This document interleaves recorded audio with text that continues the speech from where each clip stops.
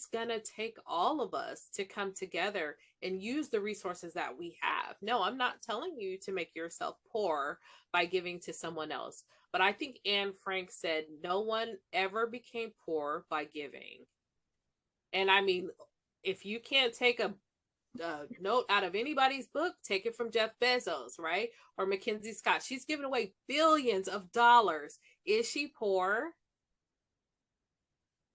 If you can say yes, then okay. But we know that she's not poor. She still has billions of dollars because she hasn't lost anything.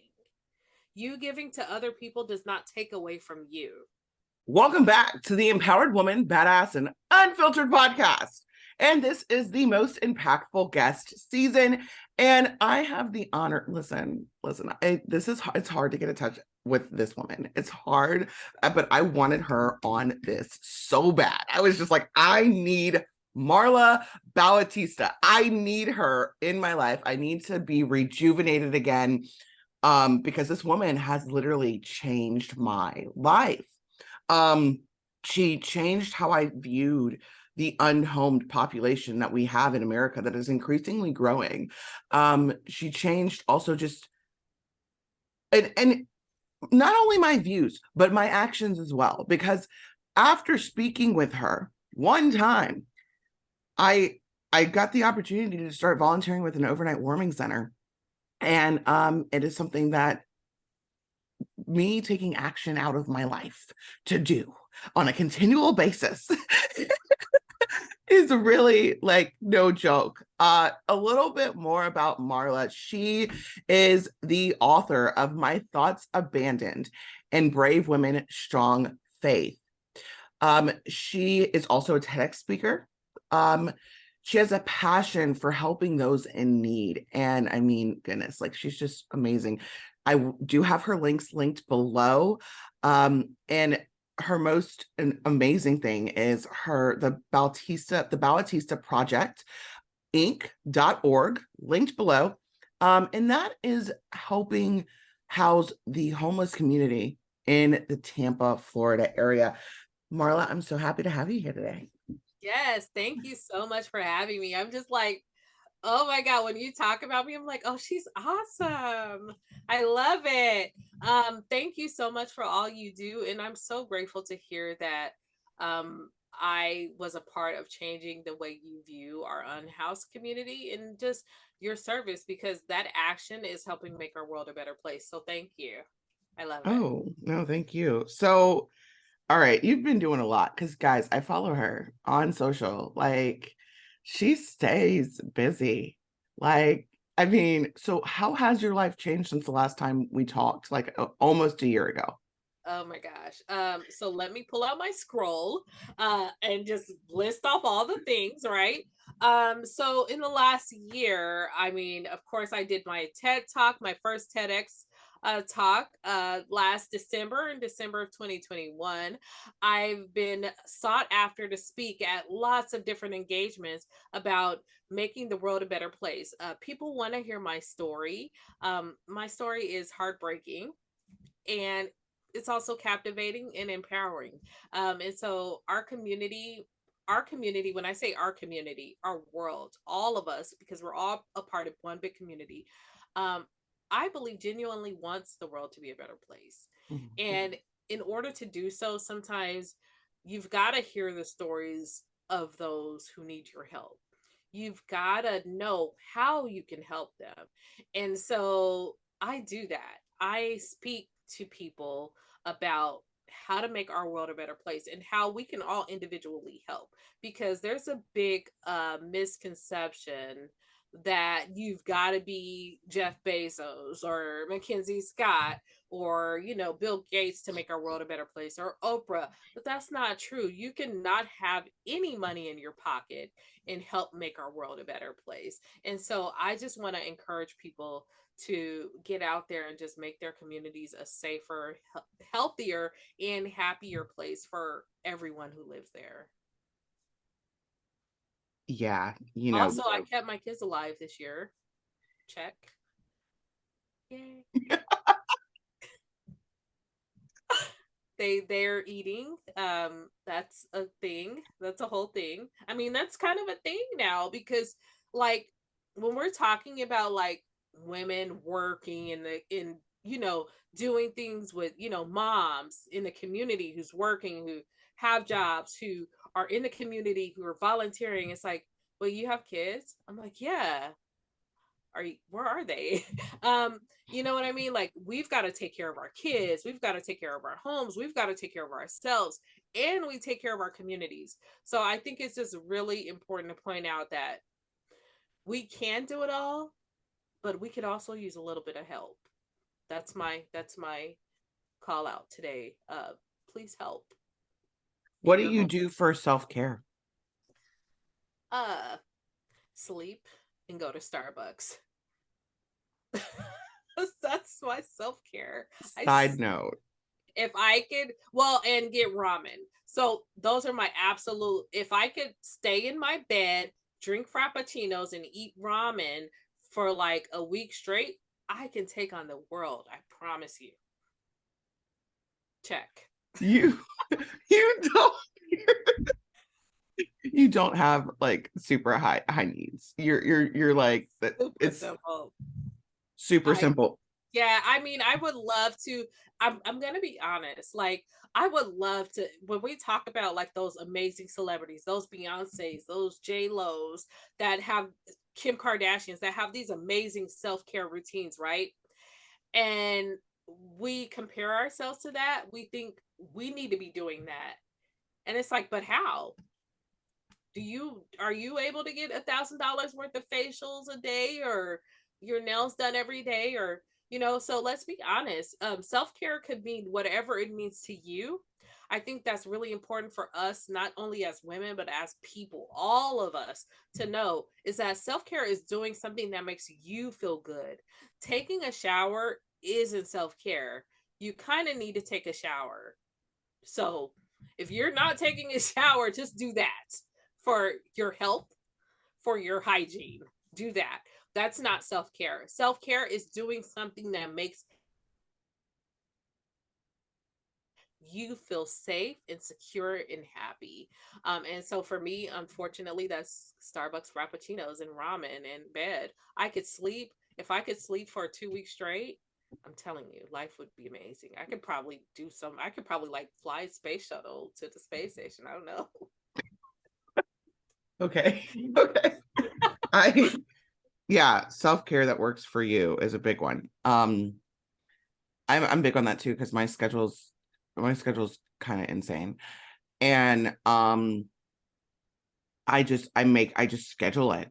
I legit just like I'm going to, and I'm really like my self-care is so big on like the mental aspect of it, like doing my brain dumps, and really just like getting things out that are in my head that like, this made me feel anxious. This made me not, you know, getting into prayer for me is a huge one too. Like just setting that time aside, taking away the distractions. Not having the phone, not having my iPad, just me and paper. Also a bubble bath. I Oh, like bubble baths, but when I do the bubble baths, that's when I will listen to like the praise and worship. Like it's a kind of like a little routine.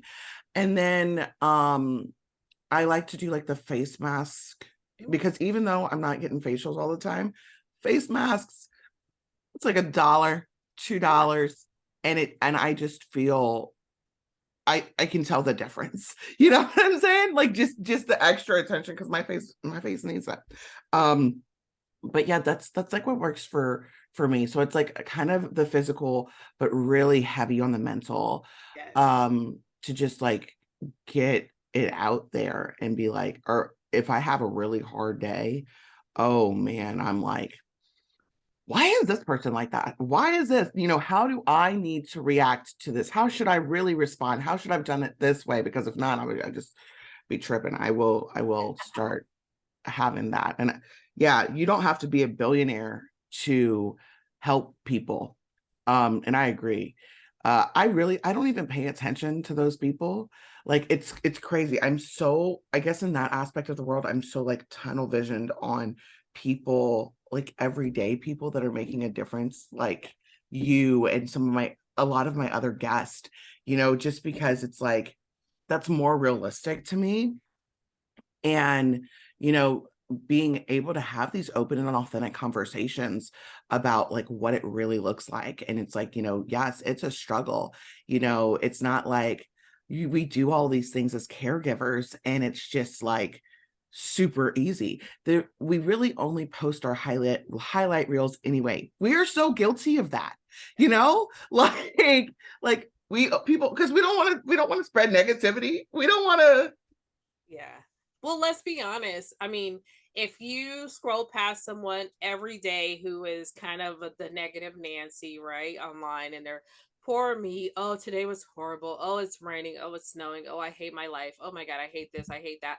We're kind of gonna like disassociate ourselves with them. We're gonna be like, I don't like that. You could be more positive, and not that that's the answer, because toxic positivity isn't the answer, but being there for someone could actually change their lives, no matter who it is. And so I think that we are all, like you said, we're all guilty of posting those highlight reels, um, because we don't want anyone else to feel down, and we don't want anyone else to feel bad about us, and we don't want to feel bad about ourselves, right? So I think there is an opportunity for us to become a little more authentic online, but I know that's really tough, especially when we do see the Beyoncés and the Kim Kardashians and their authentic selves, supposedly. That's such Um, a buzzword. yeah, it is. And so when people say, well, you can do self care like they do self care, and I'm like, well, here's the thing. I was watching a video, right, of this guy. He's called Diddy. He may call, I don't know what he calls himself today. It could be Diddy, it could be Puff Daddy, Sean Combs. I don't know. Anyway, I was watching this thing on live, and he was telling us like, we've got to make the world a better place for all of our people. We've got 24 hours a day. We all have that same 24 hours.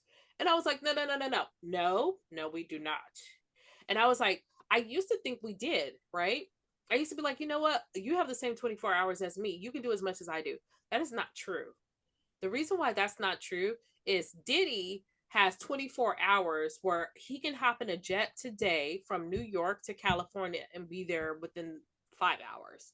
If I were to go to California from Florida right now, or even from New York, I'd have to take a car, or I'd have to get a flight, or I have to pay for that. It's going to take me a lot longer, right?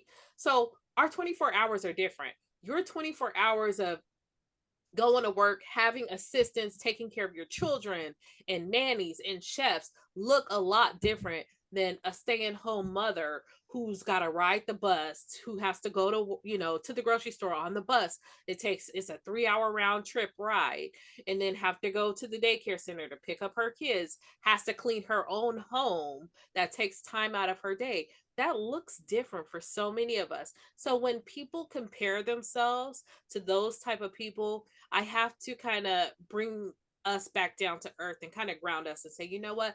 Our 24 hours aren't the same. Okay. Our access is not the same. Yeah, because So it's therefore, resources. it's resources. We don't Hmm. have the resources you have. If I had a personal chef and 8 nannies for my children and someone who cleaned my home, yes, I could do a lot more. But honestly, I'm the chef, I'm the nanny, I'm the chauffeur, I am the dog walker, I am the housekeeper, I am the one who goes to the kids' school meetings and goes to my husband's all the things, and goes takes the clothes to the cleaners and grocery shops and does all the things. So my day does look different, but unfortunately so many of us will look at those videos of Diddy talking about the 24 hours, or Kim Kardashian talking about we don't want to work hard anymore, and we will compare ourselves to that, and that isn't the same. We're Mm-mm. in two different realms here. There are people here who work really hard, really, really hard, and they are doing the best that they can with what they're given. And they have a long 24 hours in their day. and they're not billionaires at the end of that day. They are barely making ends meet. But you know what? They're proud of themselves. They're proud of what they have, and they love their lives. So I think we gotta really stop romanticizing uh, the celebrities and their self care and their authentic home lives that we see. Yeah, there, Because that's not even for me. I can't, I don't like, I'm not, I'm just, celebrities really just don't appeal to me. They really just, like, it's cool when I get to talk to like super high level people, but even then it's just like, it is the different access of resources. Um, and I'm really, so my, one of my, two of the things that I'm working on this year is my level of contentment, mm, which will cause me to have more gratitude. It causes me to not compare myself, because that's a thing. Like, and for me, it's like the different aesthetics that people have. Like, I love the aesthetics. I love all of that stuff that I'm like, I want that, but it's not being content with the blessings that I do already have with what I'm being given, and if I don't solve my contentment issues now, when I do get further along in life, I'm gonna still have that same problem. So exactly. that, and being unoffendable. Mm, So, and on my journey to being unoffendable, I've really, and I'm not all the way there. Some people say some really off cuff stuff, and my hormones are a little different. I got different, like, blood like blood sugar issues and blood pressure issues, all of this stuff, yes. so like, in different levels of stress that I'm dealing with too, with managing um a restaurant. So that, during busy season. So I'm not saying it's easy, but it has made me detach from Mm, things so much quicker. Like, letting, because I'm such an empath. I'll feel energy and stuff like that. As soon as the negative stuff, like oh, why is this so horrible? Why is this okay? It could be worse. You got to focus on what did help you. Who was here to help you? Who was here to do this for you? That type of stuff for me, especially with my mm-hmm. employees and coworkers, because I'm just like, y'all, you don't, you're not, I'm not about to let y'all stress me out. Yeah. Um, but it's part of that gaining perspective, as well. Like, it allows me to gain perspective and not attach to it, Yes. and that has helped me grow so much more. And I mean, you helping me gain the perspective of, those that are unhomed. I would have never thought about the issues that they deal with on the day to day, and it's truly such a lack of resources, Mm-hmm. you know um just not having a car, the things we really take for granted. Like, I'm like, oh, I really want like a really nice SUV. I want a nice hybrid SUV so I don't have to pay so much for gas, or fully electric. That would be great, right? But I'm waiting, I'm trying to be content, trying to take care of what I have right now. But there's people, it was 21 degrees today. Mm-hmm. And they're They walking. didn't have a home to be in. Absolutely. Absolutely. And so that resource, the access to resources is at every level, right? Mm-hmm. Or the lack of access to resources is at every level too. Because like you said, I have a car, but I want a better car. They're like, I just want a car or a bike or good shoes to even just walk, because that is a resource too. Um, there are plenty of homeless community members who live out on the streets who may not even have a pair of shoes. And so though that lack of resources, which in my personal opinion is unnecessary in our country, because we have the capabilities of distributing things like shoes, clothing, and food. If nothing else, there should not be a hungry person in America. We don't have a lack of food in America. We don't. No, we don't. We have people who have a lack of access to that food, though. and that's not okay. We don't have a lack of socks or shoes, but we have people who don't have the access to those clean socks or new shoes. Um, and so being content in our lives, that's a really hard one today, with the life that we live, with the capabilities of you can have anything right now. This is what we're being sold every single day of our lives. You want something, it's right now. You have information at your fingertips with your phone, with your Ray-Ban computer glasses and your tablets and all the things. You have access to everything, and everybody thinks, well, if I have access, you must have it too. And it's not the truth. And then again, we're not happy, right? We have so much and we're not happy. It's like, but we want more. But like you said, even if we were to get that more, we still wouldn't be happy, because Mhm. then we'd want more than that. Then we'd want more than that. And you're absolutely right. This is a problem that plagues all of us, whether it's the billionaires, whether it's the millionaires, whether it's the thousandaires, whether it's people with no money. It plagues us all. And so I was hearing, somebody was saying, when is it enough? When do you have enough? When are you going to be content? Is there a limit? Mhm. Is there a limit? And we're looking in our closets going, whew, these shoes, I don't know if there's a limit. I might need another pair. Um, but there's no limit, right? Because we think we can have more. We just need more. If I just had one more. And so my way of being grateful, is to give my stuff away. It's to give it away, because we have to be honest with ourselves, Olivia, right? I like stuff. I like stuff. I like shoes. I like bags. I like clothes, right?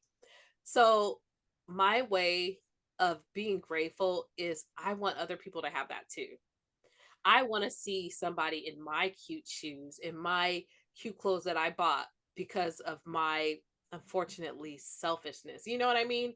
That greed, that gluttony. I don't need more clothes. I don't need more shoes. I don't need more socks. Um and so when I give that away, when I go through and dump my entire closet, I feel so much better. That's crazy. It's crazy to even say that, but it makes me feel good, because I feel like not only am I helping, but it makes me feel happy with myself. And I think that's one of our biggest problems, is that we can't be happy with ourselves because we have so much stuff crowding our spaces that we never spend time with ourselves. And so I think that's kind of how I collect that gratitude, how I, sit down in appreciation, is by getting rid of things around me. What other ways, like, or what is it that drives you with, with all the responsibilities that you have to be so giving to those in your society, in your community? Because so many people could have made it out of what you made it out of and been successful and just been like, that life's behind me. I'm not going to do nothing about it. I'm going to just focus on me and my family because that's all I need to do. What made you have a different heart on that? So honestly, conviction. Conviction, from my higher power, which is God. Um, I promised that if I ever overcame homelessness, I would spend my life giving back to people in need. And the crazy thing is that I never not want to. I don't ever not want to. Every day I wake up, I could go hang out on the streets with homeless community members. Every day that I wake up, I could go work at a food pantry every day. And I never get tired of it ever. And it's crazy because, you can go to a job that drains you within an hour of being there. I could be lifting 1,000 pounds of food, and I can't even, like, I don't lift weights or anything like that, but just doing it, and I'm not tired. I'm not stressed. I've never stressed about working. The only thing that is challenging, in all honesty, about working with unhoused community members is the lack of resources that I have to give as far as financially. But working directly with them, it's never caused me stress. I love it. I love them. And God knows it. And so every time that I step foot out onto the streets or into a jail or wherever I go, I am just doing what I'm supposed to do. I'm doing what I'm supposed to do. We all have a purpose on this earth, and everyone, not everyone knows what that purpose is. Um, but it will be revealed to you. And when it is, you kind of have to do it. Or else, or else. But, so that's my purpose in life. So I can never get it. I never get tired of it. I had a guest on recently, and she talked about knowing your fuel source. And when your fuel source is fear, then you'll get drained from it. But when your fuel source is love, then you'll be able to do things that fear will never make you able to do. And that's exactly what you just described. Wow. The fact that, you can continuously work and do that, even that because you genuinely love it. Absolutely. And that's so, it's so true. Like I this summer I volunteered with I actually led the summer Sacklage program at my my church campus. And I had so much fun because I was like, I'm really big on like time and not making everybody that's volunteering have to be out so long. So I'm like, when we're packing these lunches, I'm like, we set up the assembly line. All right, let's go. What's our time? Let's check it. And then we go out and we meet, we go to 4 different, like they're all connected, but it's 4 different stops. It's these trailer parks. Mm-hmm. And we hand out the food to the kids because you're right. Like there's no reason for people to go hungry, in this country. And I'll be honest, my dogs eat better than a lot of people. That's bad. Yeah. Like, and it's because I work at a fine dining restaurant, and okay, I only feed my dogs Rachel Ray, like dog food. But when there's like large parties that we have, or just a night that I feel like taking home leftover steak because people just throw away, these are $60-$70 steaks. Wow. You know what I'm saying? They just get thrown away because they're eating. Some of them eat off of them. But when we have really big parties and it's all paid for from other people, it's just thrown away. And I'm like, so no, I take it to my dogs and I cut it up. I heat it up in the mic for them. I mix it in with their dog food. I put a raw egg in there, and it's a steak and egg breakfast. And yeah. And Well, I'm like, the everybody's can do that. Yeah. Yeah. They can, I mean, there's a lot of times where it's not even, cooked and served, but it's just sitting there and they didn't use it. And then it gets thrown away. If you go to any of these like bakery type places, they have to throw their bread away at the end of the day, no matter what, whether and so they've got loaves of bread, baguettes and pastries that just go directly to the garbage. When they can just go to people in need. So I'm grateful for, there's a few organizations out there that I know of, like Panera is really good about donating their end of day food, which, I mean, who doesn't love Panera? Like, I love Panera. So of course, my friends who live on the streets, I love Panera. They're like, oh my God, I love those almond pastries, and they get them. Why can't they have them? Why can't they have $70 steaks? Mm-hmm. I know. And it's like, but there's so many different laws in place on what we can distribute to people. Yeah.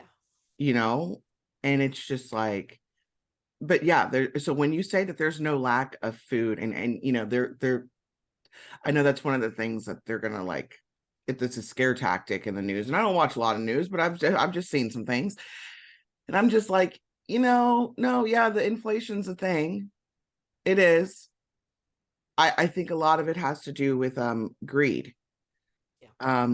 Now, when it comes to bread specifically, I understand that Ukraine was a big contributor to wheat they were like this, the Ukraine and Russia together were the second largest contributors to wheat.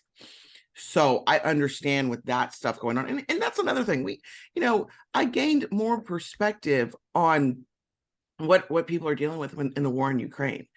We are over here in our little world, in our little bubbles, people that are listening to podcasts, us lovely people, we can talk about all these problems, and it's the difference is you're actually doing something about them.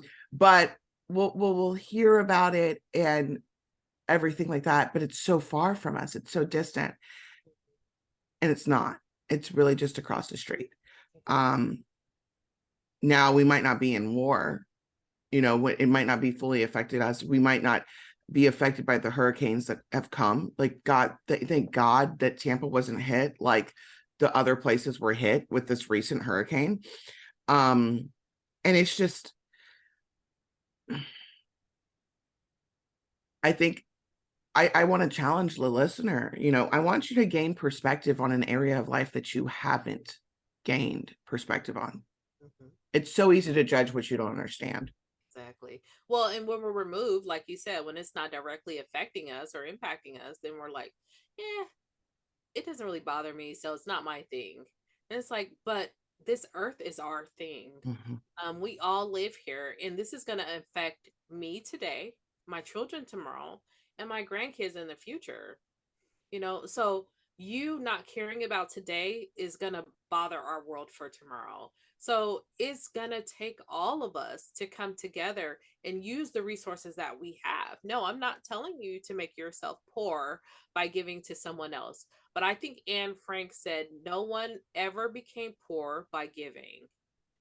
And I mean, if you can't take a note out of anybody's book, take it from Jeff Bezos, right? Or Mackenzie Scott. She's given away billions of dollars. Is she poor?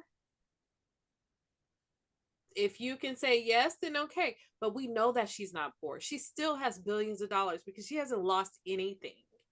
You giving to other people does not take away from you. And if you are a person of faith who believes in God or another higher power, you know that you will be blessed. And if you believe you will be blessed, you will. I can give away everything that I have because I have faith that I will be provided for no matter what. No matter what. But if you are greedy, you don't believe that. We need more, right?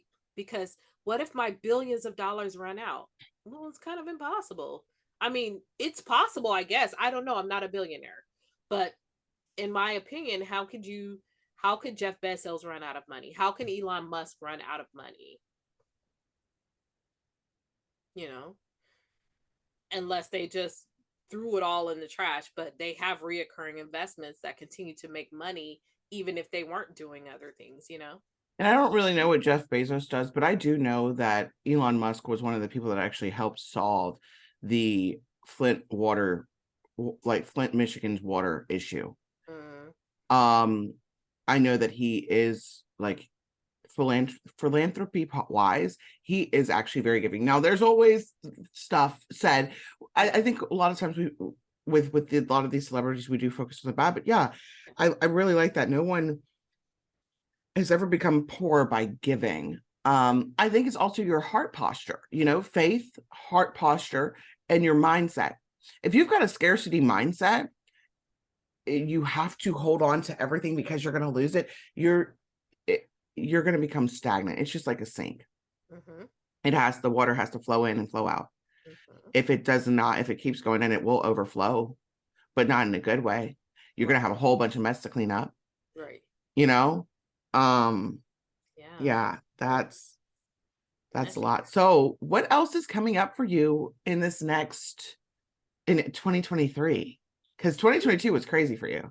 I know 2022 was crazy. Of course, 2023 is going to be even more fun. I've got a book coming out. I can't tell you guys about it, but it will be out in 2023. I have a new book coming out for teens on how to make the world a better place, of course, because that's what I do. And so I have a book coming out. I have lots of amazing projects happening within the Tampa Bay community as far as working with our unhoused community members. And we have a program which I'm super proud of that we are now able to hire veterans and military spouses who are potentially homeless or who are homeless. And so we are able to help supplement their income. So that's something I'm super proud of, because although I don't get paid for my organization because I don't need to, um, there are people out there that could use extra money to help them get to the next level in their lives.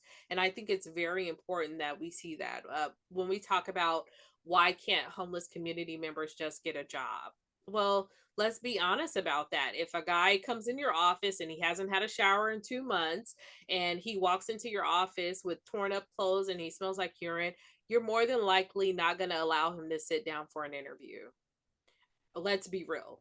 So let's stop making these weird expectations of people that we wouldn't even keep for ourselves, because we can't expect that from someone, because that's not something that we would do.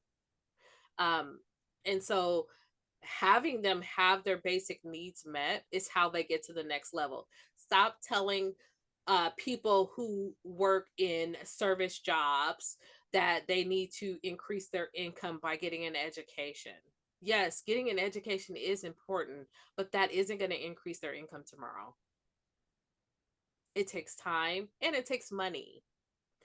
Going to college takes a few years at least, you know. And then And so, depending on the degree nowadays, it's just like I have, for instance, I have a bachelor's in professional communication. I did some marketing with that. I did other stuff, but the entire time I worked in food and beverage. I worked in food and beverage for 11 years while I was working other jobs and everything. And I recently decided, like, hey, I'm going to actually apply for this management position.